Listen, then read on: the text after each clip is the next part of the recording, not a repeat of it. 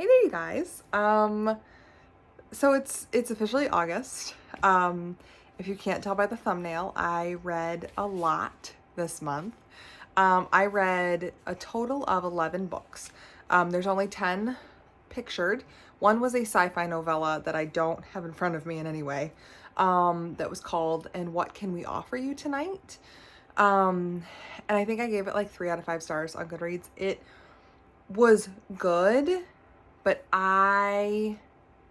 maybe that's not what I finished this month. Maybe it was the other. Either way, and what can we offer you tonight? It did not go well. I've also finished Galaxy the Prettiest Star. I cannot remember who wrote it. And I read that both of those for the 2024 Read Harder Challenge. And I just don't think that sci-fi in that realm is my thing. I could not, like, the fantastical, random, futuristic sci-fi, I could not, like, that, not even that, like, the genre of sci-fi that they are was not my style. They both were actually very similar, but very, very, very different in different ways. And neither, like, I didn't, like, connect with either of them, in any way. So that, which is a good thing for me to know, and that's kind of part of what the 2024, what the Read Harder challenges every year are for, is to kind of push you out of your comfort zone and read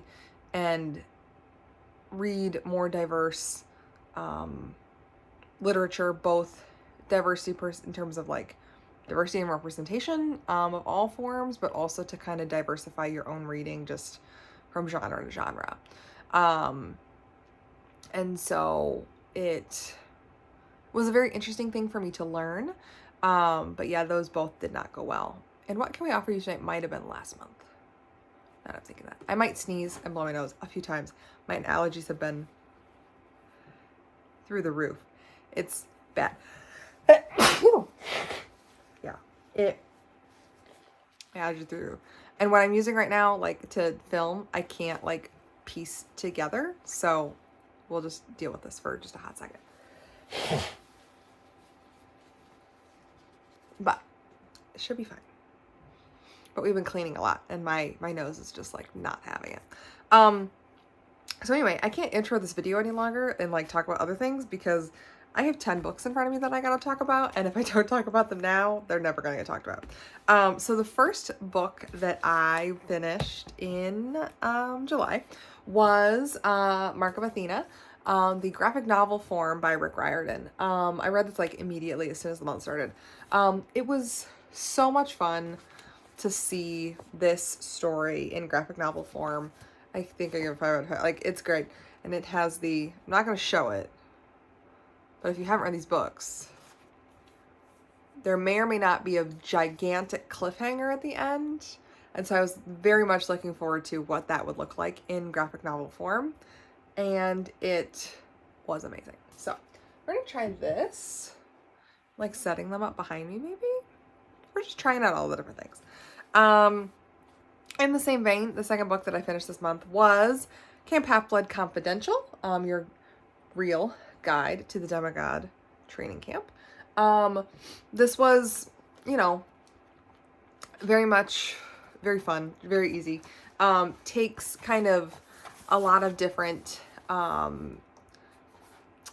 points of interest and points of view, and features kind of some, like, random stories from people. Features, like, some little, like, advertisements of sorts. Very, very fun, very Percy Jackson world. I enjoyed it. It is, some of these guides, since I am in my mid-20s, don't land as well as they would have when I was in middle school. But they are still fun nonetheless. So, the third book that I finished in the month of July was Heartless by Marissa Meyer. This is a Marissa Meyer book who, if you don't know who Marissa Meyer is, she wrote the Lunar Chronicles. She tends to write kind of fantastical fairy tale retellings, is what at least all of the books that I've read of hers are. And I love her books. She is slowly becoming, like, one of my top 5 favorite authors of all time. She is like close to Rick Riordan level of amount of books on my shelf. No one can ever get to Rick's level. Let's be clear. If anyone gets to Rick's level, good for them, but like they gotta write a lot of books to get to Rick. But yes, so this is a fairy tale retelling of the Red Queen, and from the Alice in Wonderland world and all those things, and it or the Queen of Hearts. Both are true in some circumstances. It is, you know how it's gonna end, of sorts. But I loved reading. So the main character is the Queen of Hearts / the Red Queen. And she is like, you grow to love her and like feel for her, and are like rooting for her the whole time to like get out and have a good life and all the things. And it's a very, very good book. Highly recommend. I highly recommend all of her books. But yes, a fantastic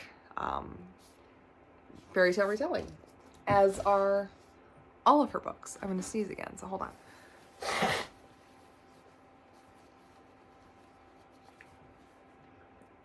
Okay, so the next book that I finished was The Only Woman in the Room by Marie Benedict. This is a book that did not go crazy well for me. I think I gave it 3 out of 5 stars on Goodreads. I wish I could have given it like 3.5. It's a very short book. It's only just over 200 pages. It's like 220, I think. I recommend going into this book blind, because going into this book having read the description prepared me for a book that didn't exist. I'm not discouraged by Marie Benedict's writing. I still think that the book was written well. I think the description was poorly executed. The description kind of prepares you for that she is a woman who is married to a man who in Nazi Germany who, well, Austria-ish, but during World War II, and you kind of, actually I think it starts pre-World War II. It's a lot of, it's the Nazi Party, but it starts, I think, before. It's been a bit since I read it, so yeah, we start in 1933, so just shortly before the official start of the war. And the description prepares you for a book that, because what happens is she marries this guy, and she does not agree with his views, and she is Jewish. She has to, conform to his religion, and eventually gets out. She used to be an actress. That's how he met her. He fell in love with her because he saw her on stage and then started to court her.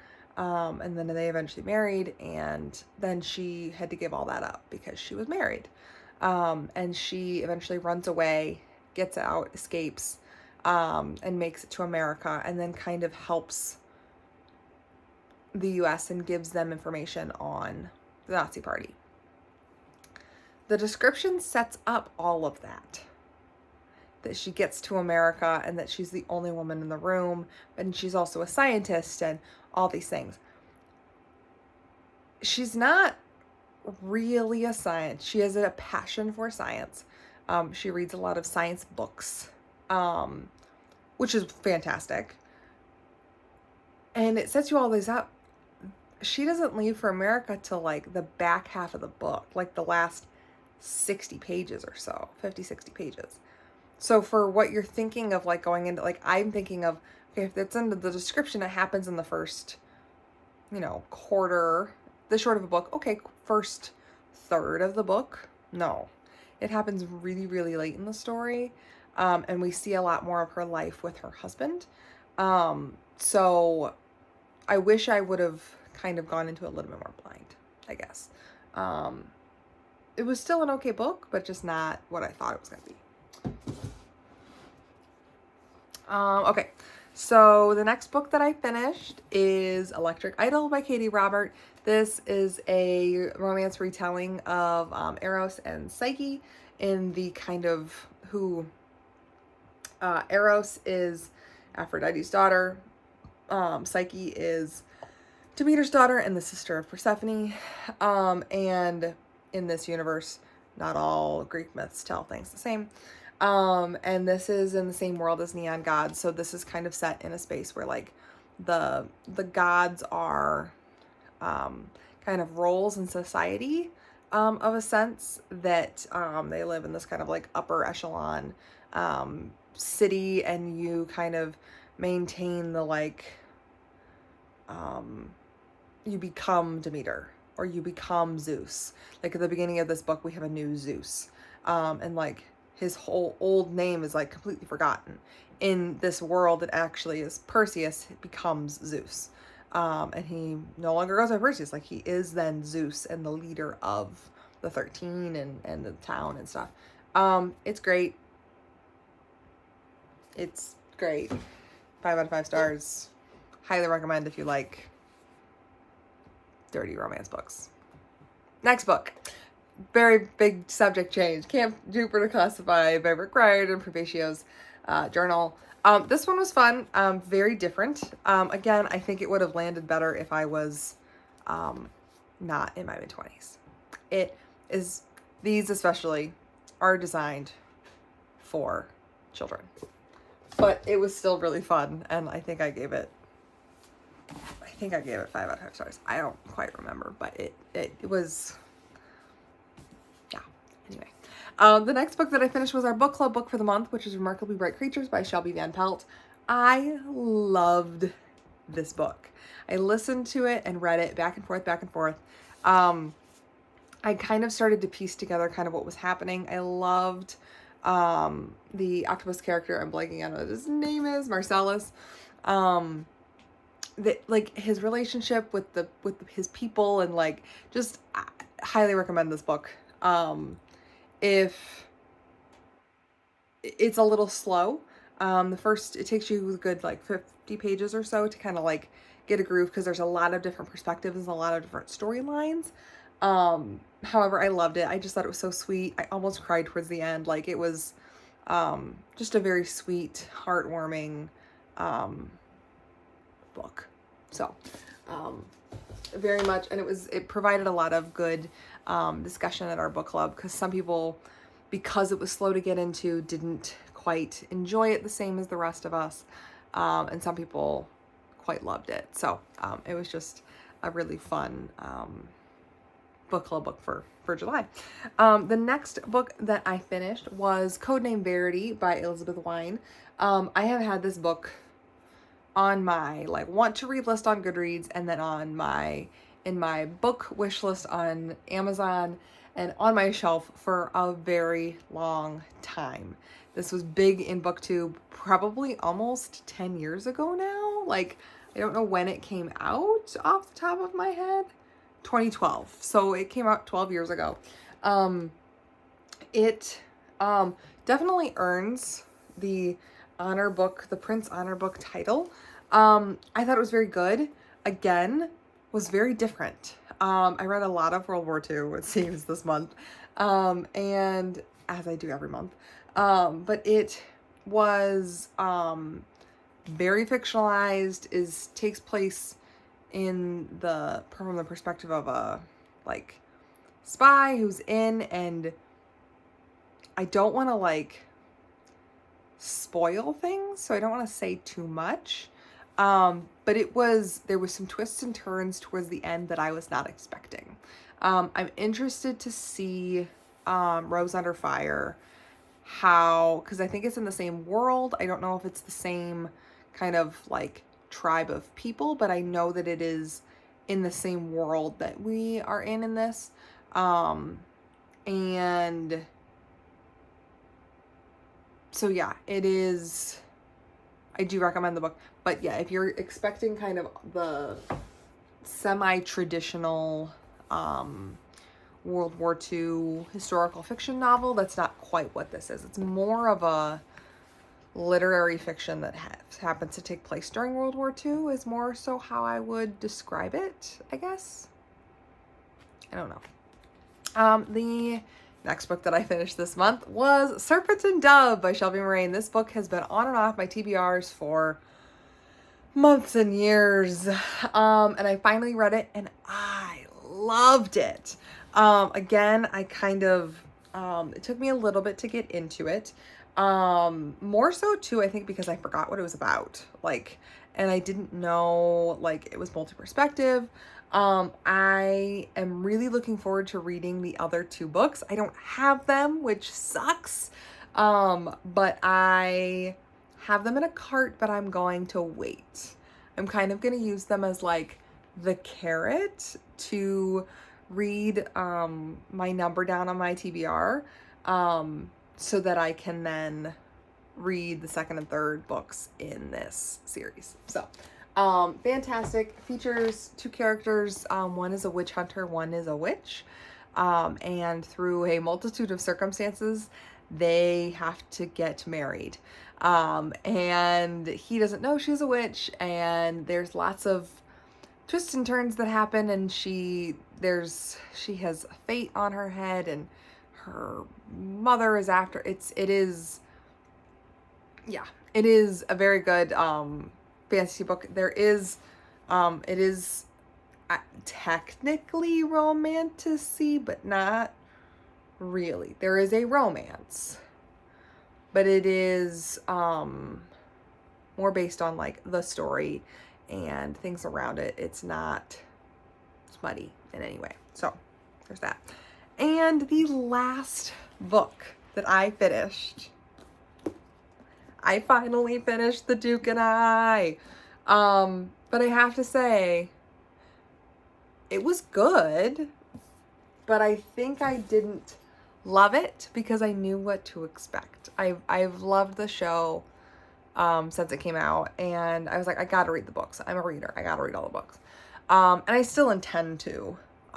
It is a good book, but it is very much like a historical fiction romance book that was written in the late 90s, early 2000s. But I just like saw the actors in the roles, and but yeah, knowing what was happening and what was kind of going on next, there are changes from the show. Like they changed a lot from the book to the show, but there were a lot of similarities. So it was, it took me, no joke, like 6 to 8 months at least to read. I just read it really slowly, and this month I was like, I gotta finish it. I gotta just buckle down and finish it. So yeah, so anyway, so there's that. I read a lot this month, and it was so amazing. We'll see if that happens next month. You'll see my TBR in a little bit to see kind of where I'm at with what I'm hoping to read. But it feels so good to have read as much as I did this month. So yeah, anyway, thank you guys so much for watching, and I'll see you guys on my next video. Goodbye!